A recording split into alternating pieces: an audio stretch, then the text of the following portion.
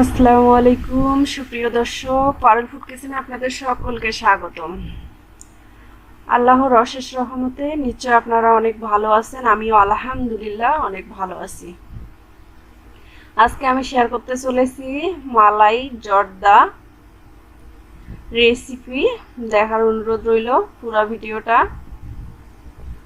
এর ফাঁকে বলে নেই, আপনারা আমার চ্যানেলে নতুন হয়ে থাকলে চ্যানেলটিকে সাবস্ক্রাইব করবেন, আমার পাশে থাকবেন, লাইক কমেন্ট শেয়ার করবেন। আর যারা ফেসবুক থেকে দেখতেছেন তারা ফলো দিবেন, লাইক কমেন্ট শেয়ার করবেন।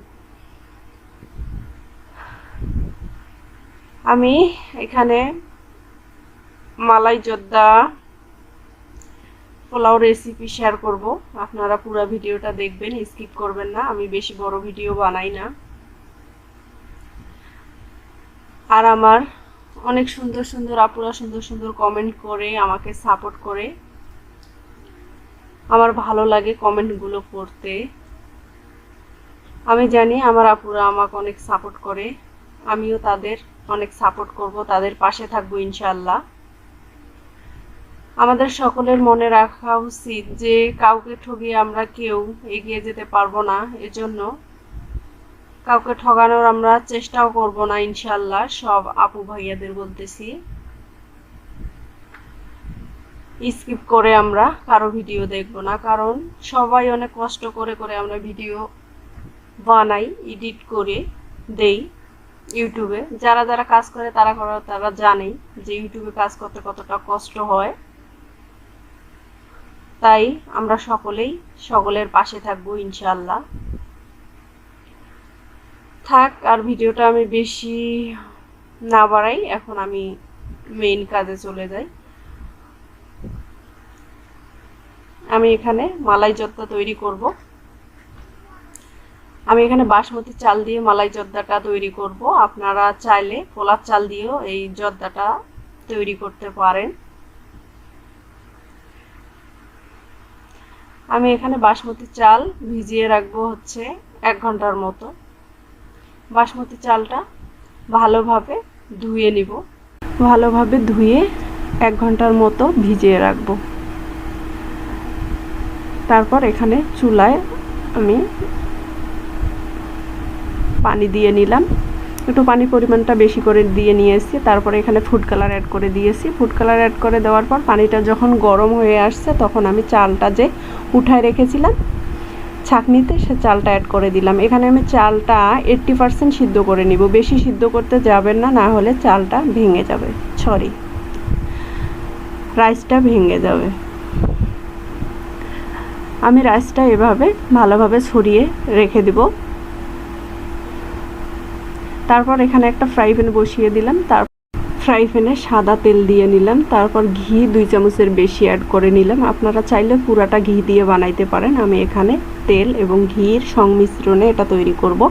আমি এখানে তেজপাতা, ছোটো এলাচ আর লং, দারচিনি দিয়ে নিলাম। তারপরে এখানে দিয়ে নিলাম 2 কাপের মতো চিনি। আপনারা চিনিটা আপনাদের যেরকম মিষ্টি পছন্দ করেন সেরকম অ্যাড করে নেবেন। তারপরে এখানে দিয়ে দিলাম আমি 1 কাপ মালটার রস। আপনারা পারলে কমলার রস অ্যাড করে নিতে পারবেন। তারপরে এখানে অ্যাড করে দিলাম কিছুটা পানি। তারপরে বলক আসার পর আমি রাইসটা এখানে অ্যাড করে দিলাম। দিয়ে নেড়ে ছেড়ে ঢাকনা দিয়ে কিছুক্ষণ কুক করে নিব। তার আগে আমি এখানে দিয়ে নিলাম বাদাম আর কিশমিশ, দিয়ে নেড়ে ছেড়ে দিয়ে ঢাকনা দিব। ঢাকনা দেওয়ার পর কিছুক্ষণ কুক করে নিব রাইসটা। কিছুক্ষণ পর দেখেন আর কিছুটা পানি আসছে। আবার আমি নেড়ে ছেড়ে দিয়ে আবার কিছুক্ষণ রান্না করে নিব। পানিটা কিন্তু আমার শুকিয়ে আসছে। এখন আবার আমি চুলাটা অফ করে এখানে ঢেকে রেখে দিব। দেখেন কতটা ঝরঝরে হয়েছে রাইসটা, দেখেই বুঝতে পারতেছেন কতটা ঝরঝরে হয়েছে। এখন আমি মালাইটা তৈরি করে নিব। এর জন্য আমি ঘি দিয়ে নিলাম 1 চামচের মতো। তারপরে এখানে আমি 3 কাপ লিকুইড দুধ অ্যাড করে দিলাম।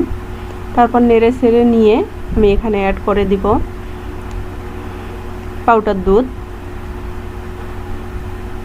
আপনারা পারলে এখানে শুধু দুধ দিয়ে করতে পারেন। আমি এখানে পাউডার দুধ অ্যাড করে নিলাম, দিয়ে এটাকে ভালোভাবে নেড়ে চেড়ে নিচ্ছি।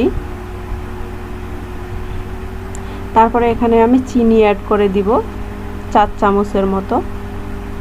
মিষ্টিটা আপনাদের যেরকম মিষ্টি পছন্দ করেন তার উপর ডিপেন্ড করবে। তারপর ভালোভাবে নেড়ে চেড়ে নিলাম। নেওয়ার পর আমি এখানে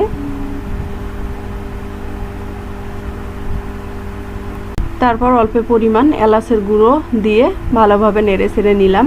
এখানে আমি অ্যাড করে নিলাম কাস্টার্ড পাউডার অ্যাড করে নিলাম। অ্যাড করে নেওয়ার পর এটা অনবরত নেড়ে যেতে হবে, না হলে দলা পাকিয়ে যাবে। দেখেন তাড়াতাড়ি কিন্তু এটা ঘন হয়ে আসছে। এখন আমি চুলাটা অফ করে দিব। অফ করে দেওয়ার পর এখন আমি পরিবেশন করে আপনাদের দেখাচ্ছি মালাই জর্দাটা। ভাত রাইসটা দেখেন ঝরঝরে, কতটা ঝরঝরে এবং লোভনীয় হয়েছে। এবার আপনাদের পরিবেশন করে দেখাচ্ছি। আমি এখানে ভাত রাইসটা রেডি করে নিয়েছি। তারপরে এখানে মালাইটা অ্যাড করতেছি। চতুর্পাশে এভাবে মালাইটা দিয়ে নিব। নেওয়ার পর আমি এখানে বাদাম কিশমিশ দিয়ে নিব। উপর থেকে একটু রাইস ছিটিয়ে দিলাম। বাদাম এখানে আমি গ্রেট করে নিয়েছিলাম, সেটা ছড়িয়ে দিয়েছি। আর এই মিষ্টিটা কিভাবে বানাইতে হয় এই রেসিপিটা আমার চ্যানেলে আছে, আপনারা পারলে দেখে আসতে পারেন।